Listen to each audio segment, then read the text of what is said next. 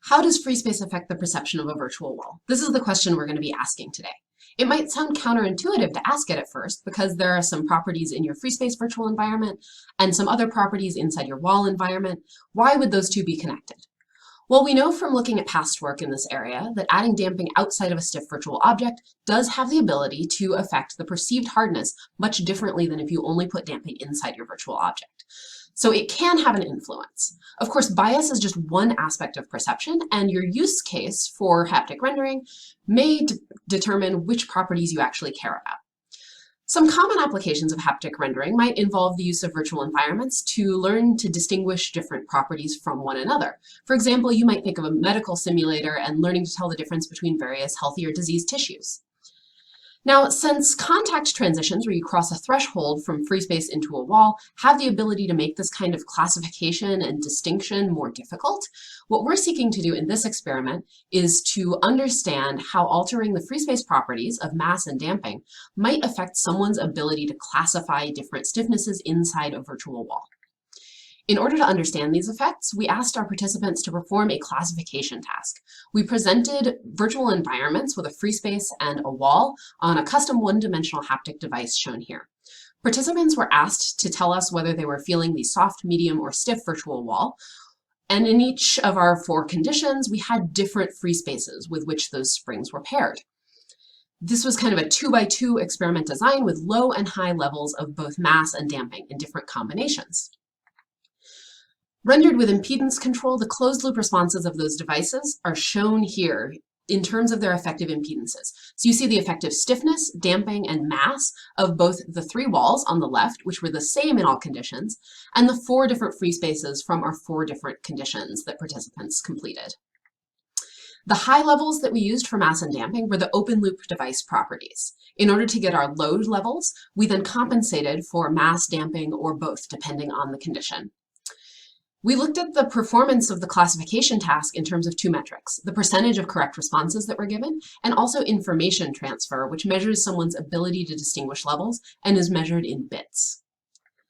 The results of this experiment are shown averaged across participants here.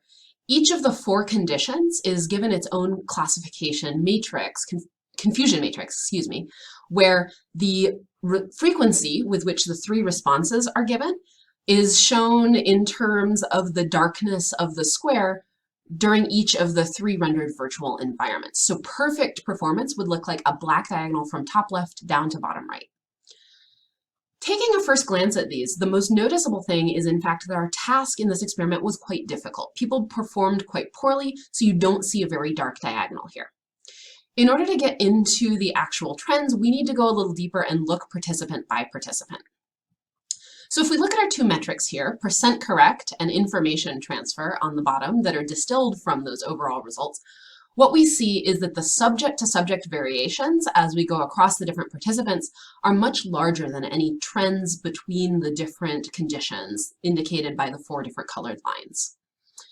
Statistical analysis confirmed that neither by mass or damping level there were any significant effects, nor were there any significant interaction effects. This result was very surprising to us, given that we know that other things like bias can be affected by the free space properties. So what we did is we identified several factors that could contribute to these non-significant results, despite the fact that mass and damping could play a significant role. We designed a second experiment in order to address all of these. So what we did is we widened the gaps between our low and high levels by increasing the high level of mass and damping that were rendered in the free space. We also moved into a different range of virtual wall stiffnesses in case that played a role, as well as increased the gaps between those wall stiffnesses so that they were more distinct from each other.